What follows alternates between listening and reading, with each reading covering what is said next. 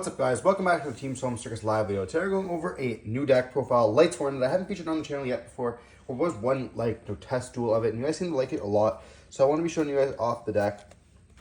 Unfortunately, we do have a regionals coming up this week, so there's not going to be any more. People are really testing for regionals right now, so they're not playing some of the fun decks. I don't think this deck is going to be represented at the regionals at all. There might be one player who's playing it, James, I guess. But I don't really have a feeling he's going to top. He's not the best player, unfortunately. But, you know, the ins and outs of this deck can be quite complicated. It is a really fun deck to play. And after the regionals, I'm going to be playing this deck a little bit myself. So stay tuned for that. But I want to give you guys a deck profile prior to that. And if I do take it to locals for a test run this week, I'll be uploading a duel. So to start off, we're playing the 3 Dragonling. This is going to be one of your best cards.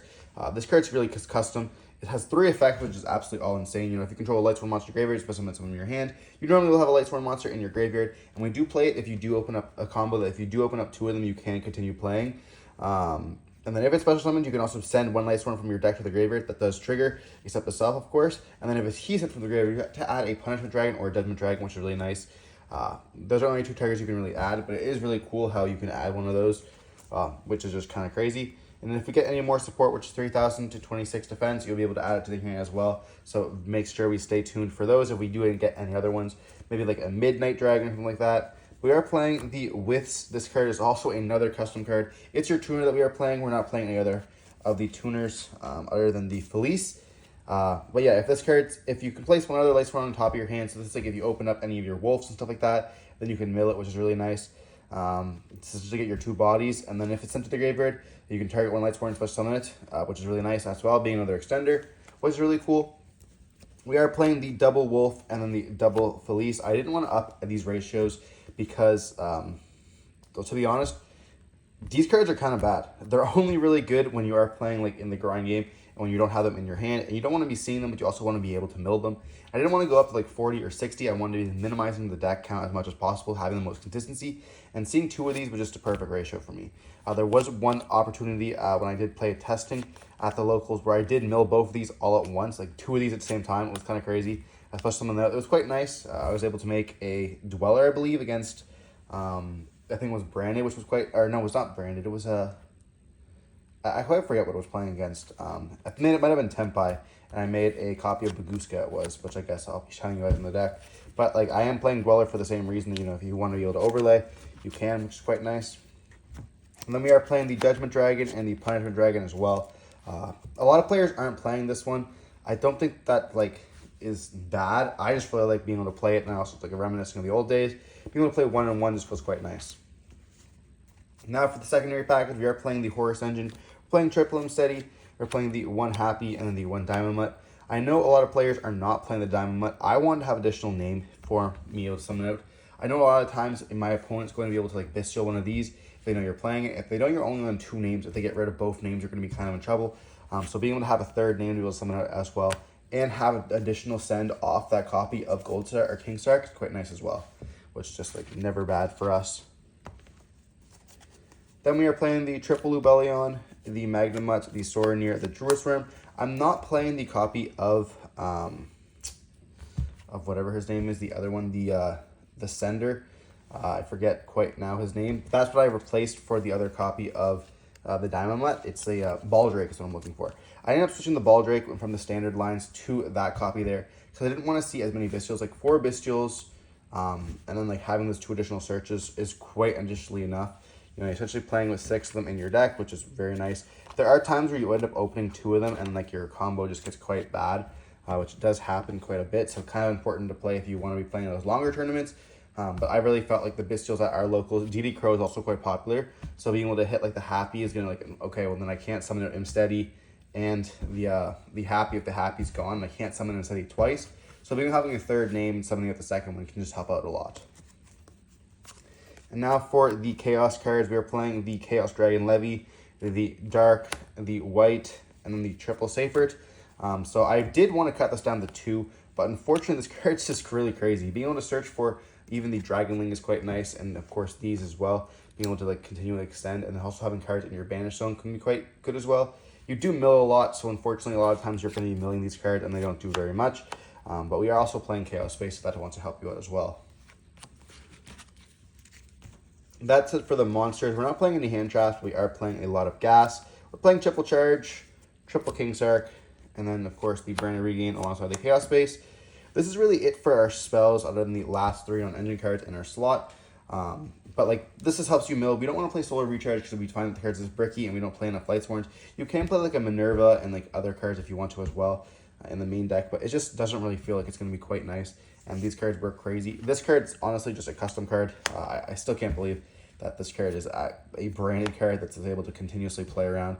You can like add back with Magnemite, which is kind of weird because you don't always want to add or summon back the Magnemite. Sometimes you want to summon back a copy of like Jurisworm because your searching is not going to be like as useful. You can search for a Dragonling, which is quite nice as well. People do forget that this is a dragon. So having like the consistency, being able to search during the end phase and having the follow-up for the next turn can be quite nice. And then Chaos Space is Chaos Space. Kind of crazy. Now for the last 3 cards that we have in our deck, it's going to be the 3 talents. You'll find this very standard in most decks that do just play full gas, where the only cards they want to slot in are going to be like the high impact cards, like talent or droplets and stuff like that. And we're choosing to play the 3 talents because a lot of times our opponent will be trying to hand trap us with a low impact hand trap, and we can rip their hand or view like if they have a copy of Nib and get rid of it. We're also playing hand rips as well, so being able to rip their hand consistently as well can help us for a win con. And something else to mention with this card as well is the format has a lot of graveyard activational cards. So when you're playing copy like Zombie Vampire, which knows for both of us, if you hit like a Poplar, a lot of times they're going to activate a Poplar effect if they don't even have a hand trap in their hand. That's going to be their first card they activate. Let's say, for example, if they don't have a copy like Veil or something like that. And then you can just talents them, rip their hand, and it hurts them quite a bit, which they don't really pay attention to. And now for the extra deck, we are playing the 1 Minerva Synchro. This card is another custom card, crazy. This card is gorgeous, to be honest, as well. Yeah, for anyone who doesn't know, if Lightsworn monsters cannot be banished by card effects. I did not know that. Okay. You can only use the following effect of her once per turn. If this card Synchro Summon, you can send 1 Lightsworn monster. So you use 2 Lightsworn monsters, normally a copy of Wolf and Felice or Wolf and Weiss. You can send 2 from your deck, which is quite nice. Then they do trigger. And then if you can banish 4 Lightsworn monsters from your graveyard, send that many from top deck. So you can banish 4, which sets up your copy of Punishment Dragon. And then you get to send 4 cards to the top of your deck. And normally you get like a copy of like of Dragonling, or you have a copy of Chaos Space or whatever you really want to. It just helps you out a lot being able to dig and then getting that automatically in the banish so you can actually trigger. We're playing the Omega as well for this is just so you can rip. We're also playing the this Baiter. Summon back out the Omega, rip another card. Now there are 2 cards down. We are also playing a copy of Chaos Angel for our level 10s. This is an optimal choice. You don't have to play it if you don't want to. You can play something else. But there is like a few, I think it's like 4 slots, Chaos Angel, and then like obviously the copy of Dweller, Baguska, and then like a Striker Dragon can be, not mandatory if you want to. But that's all we're playing for the Synchros. You can play a bigger package if you want. For the XYZs, we're playing the Zombie Vampire. This is like your staple. One of the main stuff you go for with the Horus package. The Galaxy Photon for your monster negates. Your Harp Harbinger for the spell negates. And then, of course, the Minerva and Baguska and Dweller here. This is like really your package. Like you're through your 8s and then your 4s. You don't always tend to go for this. It does get you like some draws as well.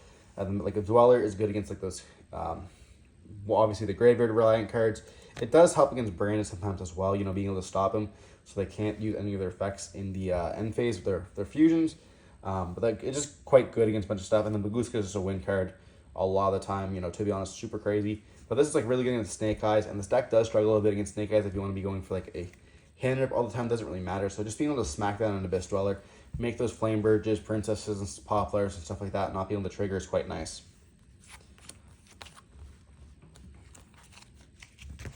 And then for the links, we are playing the Striker Dragon and then the Seals alongside the IP Masquerena, SP, and then the Appaloosa. This is pretty standard, I believe. You don't need to play it. This is essentially the only card that you're playing. The only reason why you're playing this card is for if you open up double Dragonling, you can still play. You can normal summon Dragonling, link off into Striker Dragon. Your second Dragonling will activate, being able to summon this out, and then being able to send, which is quite nice. But just helps you play through your stuff. If you guys want to see a combo video, let me know in the comment section down below. I'll say if this video gets to 100 likes, I'll do a combo video on the deck as well with test hands. The deck is quite fun, to be honest, being able to like just spam out boards It's quite a deck that just like you enjoy the more you play it, which is quite nice. And then we have like a lot of weird targets you want to do with seal. Sometimes you can actually seal someone out the Dragon Link, then it triggers, which is quite nice. But yeah. Now for the side deck. Some of this is very standard, but we are playing the triple copies of Skill Drain. Now this is like the most standard card in the side deck here. You'll see most Lightsworn players play this. It helps you out significantly because you just end on a big board, and then your opponent can't really out you, and then you just have your Skill Drain to be able to beat over your stuff. You know, the Horse monsters being able to bring back consistently, just huge. And then we are playing hand traps. This is like really weird. We only want to play the high powerful ones. It's like the ones that actually are the most impactful. So Drone Lockbird and Nibiru. We're not opening up double hand traps in this deck. We are playing 40 cards, which is why you are playing like the high impact ones, but you're not have the room to fit in like 15 or 16 or 17, 18 hand traps you see like Snake Eyes being able to do.